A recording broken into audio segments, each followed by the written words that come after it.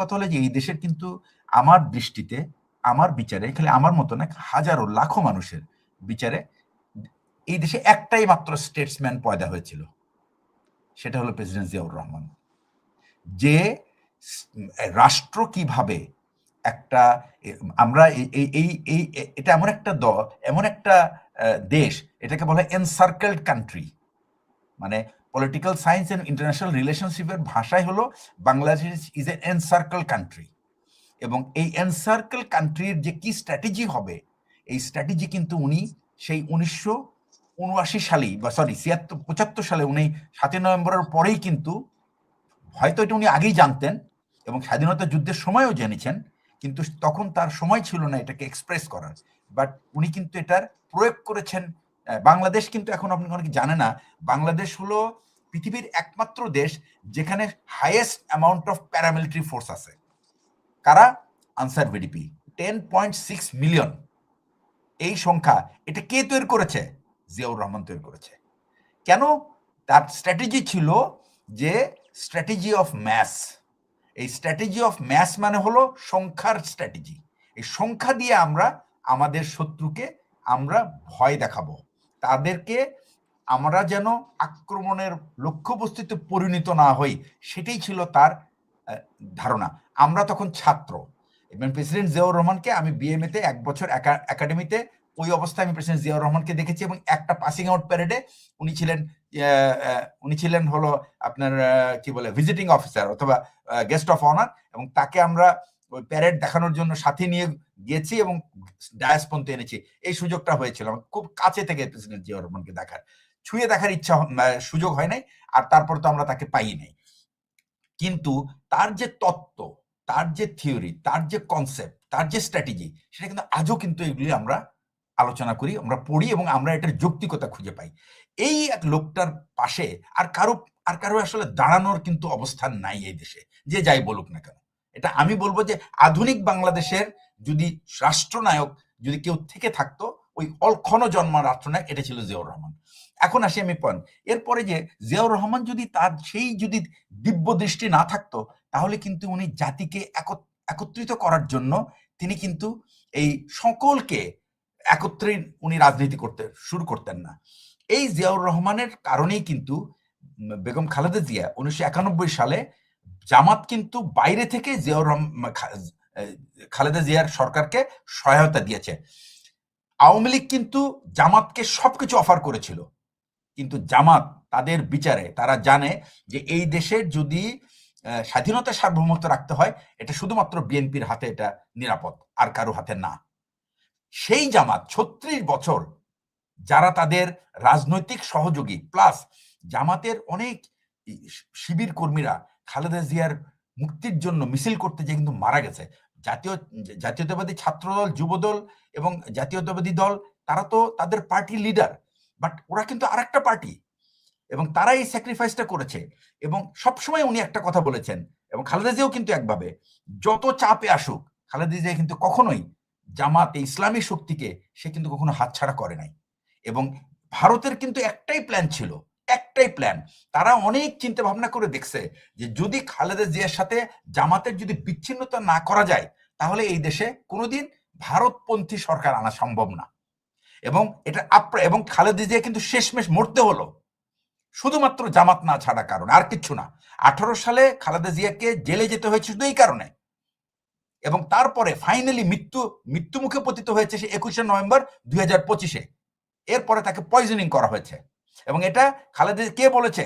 খালেদা জিয়ার যে চিকিৎসক ছিল সে বলেছে, যেদিন খালেদা জিয়াকে নাগরিক সম্বর্ধনা নাগরিক শোক দিবস ছিল, সেই দিন তিনি স্টেজে বলেছেন এটা। এবং এই ব্যাপারটা জন্য যদি দায়ী লোকদেরকে যদি বিচার না করা হয়, তাহলে এটা হবে অনেক বড় বেইমানি, এই জাতির সাথে, এই দলের সাথে এবং এই নেত্রীর সাথে বেইমানি হবে।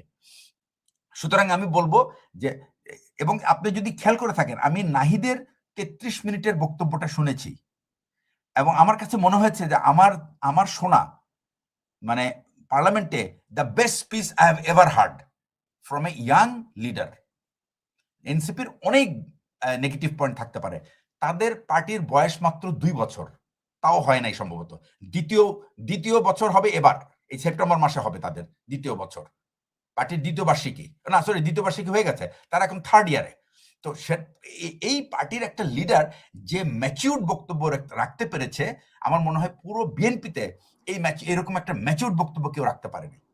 এবং ওই দিন বিএনপির প্রত্যেকটা নেতৃত্বকে সে না, ওদের তো লজ্জা দল দিয়েছে। গঠনই হলো 25-এ, ওদের দল গঠনই তো হলো 25-এ, আর সে তো সরকারের একটা অন্তর্বর্তীকালীন সরকারের একটা অংশই 1 ছিল। বছর প্লাস, মানে 2 বছরই হয়নি তাদের, কিন্তু তারপরেও তারা, আমি বলবো তাদের ভাষণটা ছিল এত, তারা এই যা বলেছে এটা তারা মিন করে কিনা জানি না, তারা বুঝে বলেছে কিনা, আমি নিশ্চিত যে তারা বুঝেই বলেছে। এবং বুঝে বলার পরে বিএনপির প্রত্যেকটা বর্ষিয়ান নেতাদেরকে কিন্তু তারা লজ্জা দিয়েছে ওই দিন, এবং এরপরে আর কোনো কথা থাকে না। সুতরাং ক্যাপ্টেন মারুফের যে পয়েন্টটা, যে এই শাহাবুদ্দিন চুপ্পু, যিনি একেবারে ডেলিবারেটলি, উনি শাহাবুদ্দিন চুপ্পুর কতগুলি ভুল আমি বলি আপনি, একটা হলো কতগুলি অপরাধ 2001 সালে বিএনপি গভর্নমেন্ট আসার পরপরই যে পাবনায় কিছু ঘটনা ঘটেছিল, সেগুলির কিন্তু তদন্ত দায়িত্ব সে পালন করেছে, এবং সে বিএনপিকে কিন্তু বহুত লোককে সে এর মধ্যে এই মামলায় কিন্তু তারা কারাভোগ করেছে, এবং মাসের পর মাস তারা ঘর ছাড়া ছিল। মিথ্যা মামলা এগুলি। 2 নম্বর হচ্ছে খালেদা জিয়াকে দুর্নীতিবাজ প্রমাণিত করেছেন এই ভদ্রলোক, এবং তিনি তাকে একটা মিথ্যা, এবং পুরো কোর্ট, আমার এক বন্ধু, আমি নাম বলবো না, উনি সুপ্রিম কোর্টের জাজ, উনি বলছেন যে আমরা লজ্জিত যে খালেদা জিয়ার মতো একজন প্রধানমন্ত্রী, এত বয়স্ক এরকম একজন মানুষকে আমরা জামিন দিতে পারলাম না একটা মিথ্যা কেসে। এটা আমাদের বিচার বিভাগের জন্য এটা একটা কলঙ্ক। He said that personally to me. তারপরে আমি বলি যে এই লোকটাকে আপনারা রাষ্ট্রপতি রাখেন কোন বিচারে? এটা আমার মাথায় আসে না ভাই। এবং এই লোক কি করেছে, পুরো ইসলামী ব্যাংককে খেয়ে ফেলছে। তার 2টা passport illegally, he is holding 2 passports, এবং সে আমাদের রাষ্ট্রপ্রধান। এবং দেখেন তার নিজেরও কোনো লজ্জা শরম নাই, অবাক করা ব্যাপার। তার নিজেরও কোনো লজ্জা শরম, সে কি কথা আগে বলছে, কি কথা এখন বলছে, আমি তো বুঝি না। মানে একটা মানুষের তো মানে বেসিক শেম থাকার কথা, আমি তো কোনোভাবেই মেনে নিতে পারছি না এটা। একটা লোক যখন বিবেকহীন হয় তখন সে এরকম আচরণ করতে থাকে।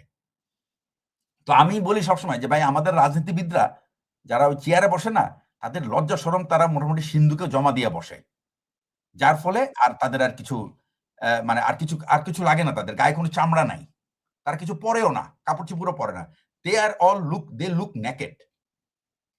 এইটাই আমি বলবো যে বাংলাদেশের অবস্থাটাই, যার কারণে এই বিএনপির যে এই সমস্ত এত লাখ লাখ, আমি তো মনে হয় প্রায় 10 লাখের মতো মানুষ, তারা রীতিমতো নিঃস্ব হয়ে গেছে, এবং তারা মানে মাসের পর মাস, বছরের পর বছর ধান ক্ষেত, পাট ক্ষেত, বাঁশ ক্ষেত বা বাঁশ ঝাড়ে ঘুমাইছে। চিন্তা করেন আপনি তাদের কথা।